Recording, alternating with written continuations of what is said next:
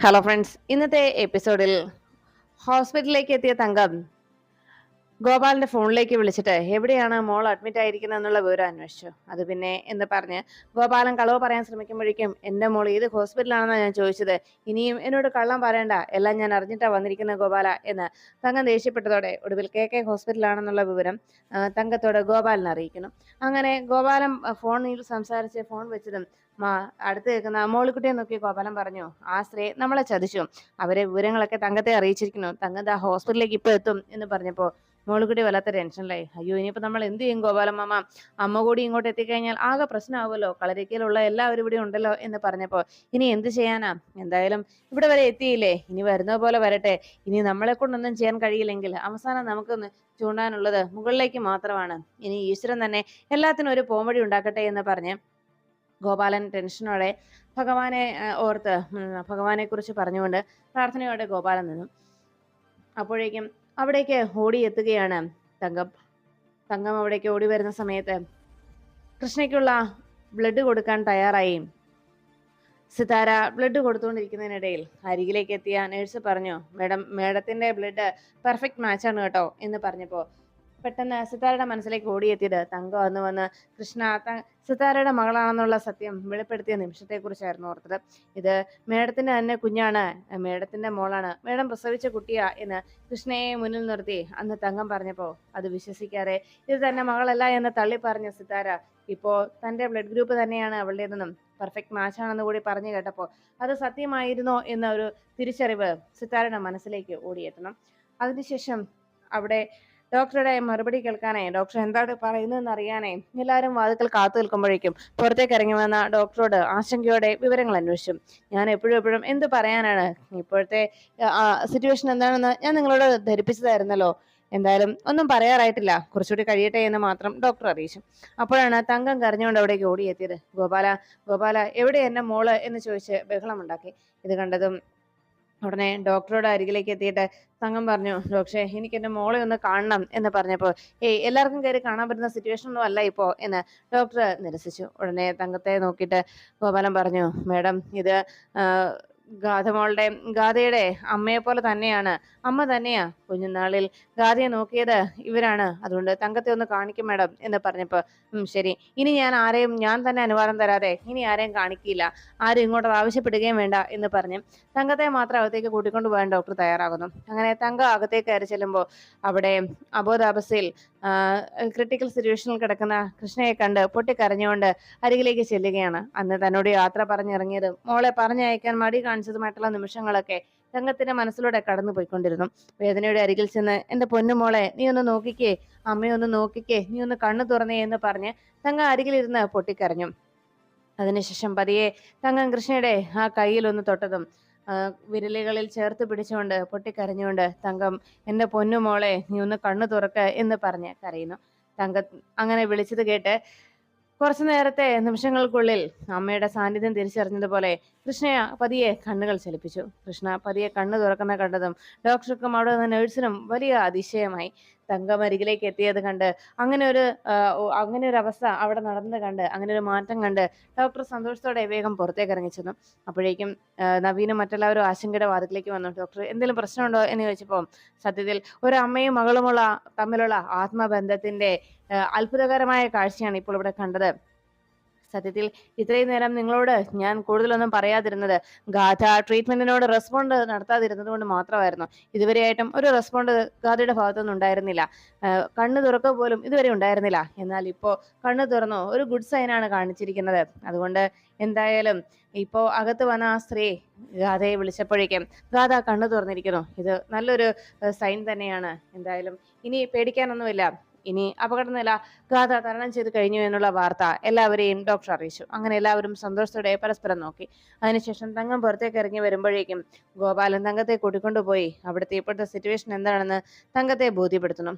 ഇവിടെ ഇപ്പോ കളരിക്കൽക്കാരും സിതാരാമേടും എല്ലാം ഉണ്ട്, അതുകൊണ്ട് തന്നെ തങ്കം കൂടുതലായിട്ട് പ്രശ്നങ്ങളൊന്നും ഉണ്ടാക്കരുത് എന്ന് പറഞ്ഞപ്പോ എന്റെ മോള് എന്ന് പറഞ്ഞ് തങ്കം പൊട്ടിക്കരയുന്നു.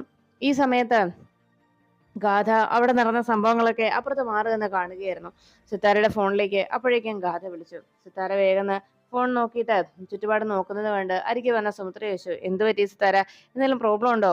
എനിക്ക് ഒന്ന് വാഷ്റൂം വരെ പോണായിരുന്നു എന്ന് പറഞ്ഞപ്പോൾ, വാഷ്റൂം ദാ അപ്പുറത്താണ് എന്ന് സുമിത്ര കാണിച്ചു കൊടുത്തു. ഞാൻ കൂടെ വരാം സിത്താര എന്ന് പറഞ്ഞപ്പോൾ, ഏയ് വേണ്ട എന്ന് പറഞ്ഞ് സിത്താര സിനിയും പിടിച്ചുകൊണ്ട് അങ്ങോട്ട് മാറുമ്പോഴേക്കും ഗാഥ മുന്നിലേക്ക് വന്നു. അമ്മേ, നമുക്കിപ്പോൾ തന്നെ പോകാം, ഇനി ഇവിടെ നിൽക്കണ്ട എന്ന് പറഞ്ഞ് ഗാഥ ബഹളം വെച്ചു.